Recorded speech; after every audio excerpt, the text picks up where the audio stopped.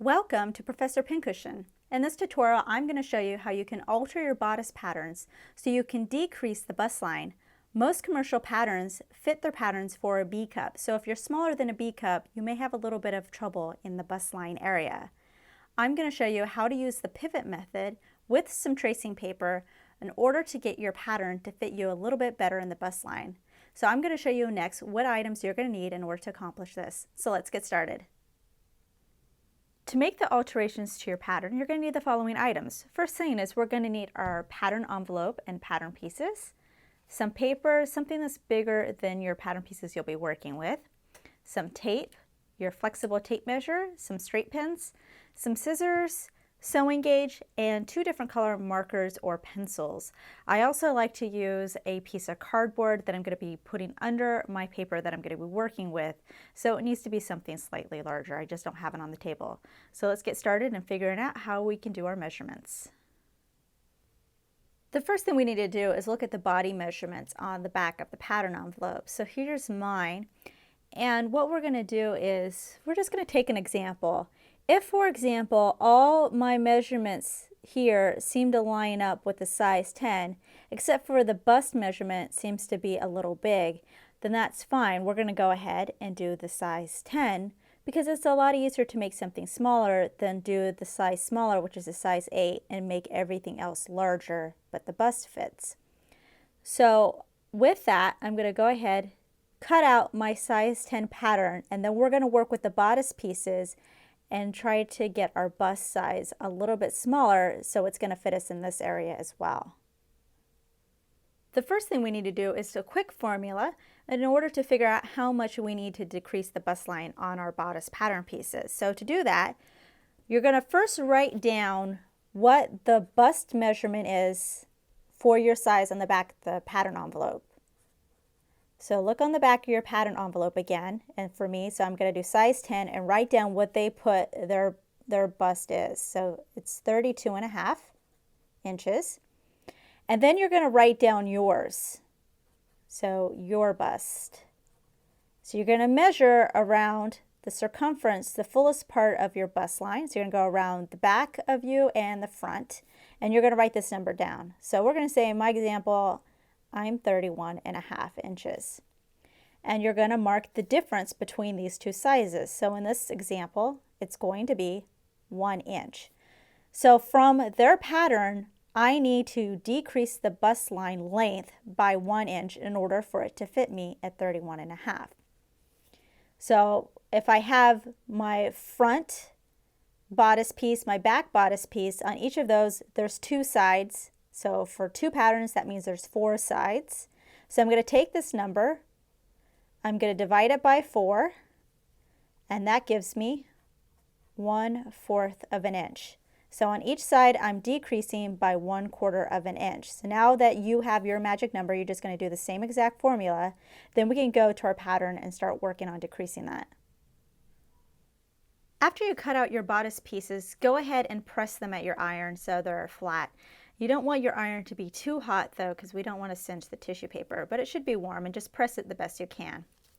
After you do that, you're going to lay it onto your cardboard, and then you have your paper. In this case, I'm using tracing paper, and then I have my tissue paper. We're going to be doing the same thing with both the front and the back, but I'm just going to show you the example on doing it for the front, and then you could just repeat the process for the back pieces as well. So once I have it, I'm going to lay it onto my paper, and you'll notice that part of it is hanging off. This is actually fine because we're only going to be dealing with this side here, and we're going to be maintaining most of the pattern's integrity. So we're only going to be just affecting this area here, so we don't have to worry about this. So once you have it laid out, go ahead and grab your straight pins, and I just like to pin the pattern to the cardboard. It's kind of nice to have the cardboard instead of a flat surface because then your straight pins can go right through it. So once you have enough pins to hold it down so it's not going to be moving around, I just go ahead, grab one of my color markers, in this case black, and I'm going to trace around my pattern on the part that is on the tracing paper. So if I remove these, you'll see it's already done. So there's my line, and I could always line up my pattern piece again. So once you have that done, we're going to do a little prep work on our pattern, and then we're going to start cutting this down so it's a little bit smaller for our bust line. On my pattern pieces, I want to make a couple of marks, and they're in regards to the seam allowance. So like most commercial patterns, the seam allowance is already built in, and in this particular case, it's 5/8 of an inch. So I'm going to grab one of my pins and my sewing gauge, and I'm going to mark my sewing gauge at 5/8 of an inch. That's where my little slider is. So on my pattern piece right here, you're going to notice the neckline, the shoulder, this is the armhole, and the side seam. This flat side, this is the center front, since this is the bodice front. On your back piece, it's going to be the same thing. Where it's curved, that's going to be the armhole, and then you're going to have the side seam and neckline and a shoulder as well. So we're going to be working on the side area. So that's going to be the area with the armhole and then your side seam. So those are the only areas you need to mark. So what I'm going to do is, by taking my sewing gauge, I'm going from the top of my pattern line, I'm going to mark down 5/8 of an inch. And then from the armhole, I'm going to mark over 5/8 of an inch, which I've already done. My pen kind of runs, so it looks a little messy, but that's where I know my 5/8 of an inch intersect, from the top and from the side. All I need is that intersection point. Then I'm going to be doing the same thing at the bottom of the armhole here. So I'm going to measure down 5/8 of an inch, make a mark, and then from the side seam, measure over 5/8 of an inch and make another mark. So there's my two marks here and then up here. So now we could go back to our worksheet and continue working on this. So the first thing I'm going to do with my outline is I'm going to take my sewing gauge and with the number I got from my formula. So remember we did our formula a little while ago with the pattern bust measurement and then our actual bust measurement. So for me, the end result was 1/4 of an inch. So I'm going to mark my slider 1/4 of an inch, and you're going to do whatever you got.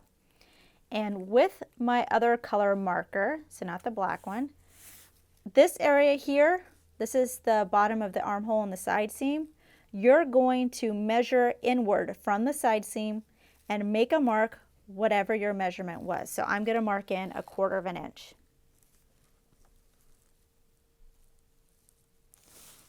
Then I'm going to grab my pattern piece and I'm going to line it up with my original black outline. So that looks pretty good. Make sure everything lines up. I'm going to grab one of my straight pins and I'm going to put it through my mark up here.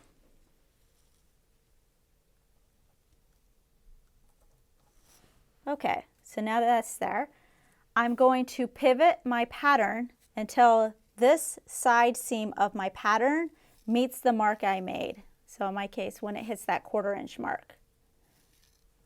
I'm going to stick another pin to hold it, like that. Then I'm going to use my marker to trace along the line of the armhole now. So you'll see it comes in a little bit from my black mark. So I'm creating a new one. So I'm just going to go right along the edge of my pattern, creating a new line.